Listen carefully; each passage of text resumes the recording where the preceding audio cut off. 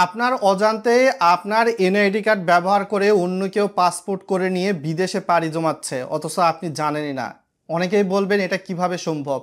বাংলাদেশ হচ্ছে সব সম্ভবের দেশ, যদি আপনার কাছে এরকম হিউজ পরিমাণ নোট থাকে। সাম্প্রতিক সময়ে এরকম ঘটনা কিন্তু ঘটতেছে। আর যাদের পরবর্তীতে পাসপোর্ট তৈরি করতে যাবেন, আপনি কিন্তু পাসপোর্ট অফিস থেকে শুনতে পারবেন যে আপনার আগেই পাসপোর্ট তৈরি করা হয়েছে, নতুন করে পাসপোর্ট তৈরি করতে পারবেন না। বিষয়টা কীরকমভাবে ঘটতেছে, ভিডিওটা লাইক শেয়ার করে আরও মানুষের কাছে পৌঁছে দিবেন, তাদেরকেও সতর্কতা অবলম্বন করতে বলুন। আপনারা জানেন এখন বর্তমানে পাসপোর্ট তৈরি করতে গেলে কিন্তু পুলিশ ভেরিফিকেশান লাগে না, আগে লাগতো। বর্তমান যেটা অন্তর্বর্তীকালীন সরকার আইন করে কিন্তু পুলিশ ভেরিফিকেশান তুলে দিয়েছে। অনেকে কিন্তু বলতো যে পুলিশ ঘুষ চায়, অনেক পুলিশ, এরকম অভিযোগ ছিল। তারপরে একদিন আমাকে সুযোগ দেওয়া হবে, আমি কি করলাম, আমি এদিন ছবি তুলবো, আইরিশ দেওয়া হবে, নতুন করে ফিঙ্গারপ্রিন্ট দিব, ব্যাস সবকিছু করে চলে আসলাম।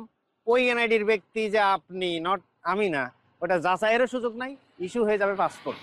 তো এখন যেই কাজটা হচ্ছে, বিশেষ করে অহরহ দেখা যাচ্ছে আপনার এনআইডি কার্ড বা জন্ম নিবন্ধনের চাহিদায় হিউজ পরিমাণ বৃদ্ধি পেয়েছে। জাস্ট ফটোকপির, মেন কপির দরকার নেই তাদের। কারা এই চক্র আপনি কি জানেন? জানলে হয়তো বা অবাক হবেন।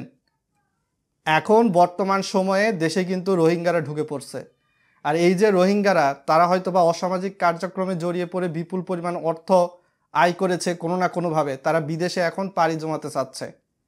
আর এই ঘটনা কিন্তু ডিবিতে চাকরি করা রবিউল ইসলাম, সোশ্যাল মিডিয়ায় একজন ইনফ্লুয়েন্সার, তার একটা ভিডিও দেখে আমরা জেনেছি, তাই আপনাদেরকেও কিন্তু সতর্ক করে দিচ্ছি। তাই এখান থেকে বাঁচতে হলে আপনি যখন এনআইডি কার্ডের ফটোকপি করতে যাবেন, জন্ম নিবন্ধনের ফটোকপি করতে যাবেন, যেই দোকানে যাচ্ছেন, কম্পিউটার বা ফটোস্টেটের দোকানে, সেখানে ফটোকপি করার সময় নিজে চোখ দিয়ে রাখবেন, চোখটা সরাবেন না।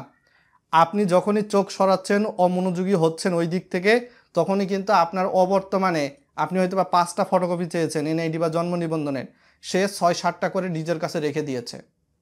তো এইটা হলো সব সম্ভবের দেশ বাংলাদেশ। এখন যেহেতু পাসপোর্টে পুলিশ ভেরিফিকেশন লাগে না, বিদেশে সে আরামসে পাড়ি জমাচ্ছে এই রোহিঙ্গারা।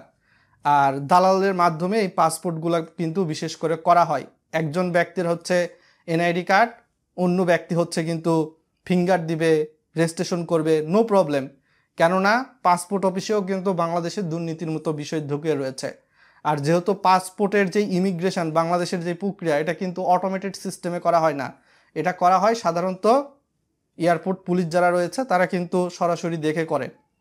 সো এখনই আপনারা সচেতন হন, যারাই এনআইডির ফটোকপি করতে যাবেন, জন্ম নিবন্ধনের ফটোকপি করতে যাবেন, আপনার অবর্তমানে আপনার এনআইডি জন্ম নিবন্ধন ব্যবহার করে অন্য কেউ পাসপোর্ট করছে কিনা, সেখান থেকে বাঁচতে হলে এই বিষয়টি আমাদের দৃষ্টি নজরে রাখতে হবে।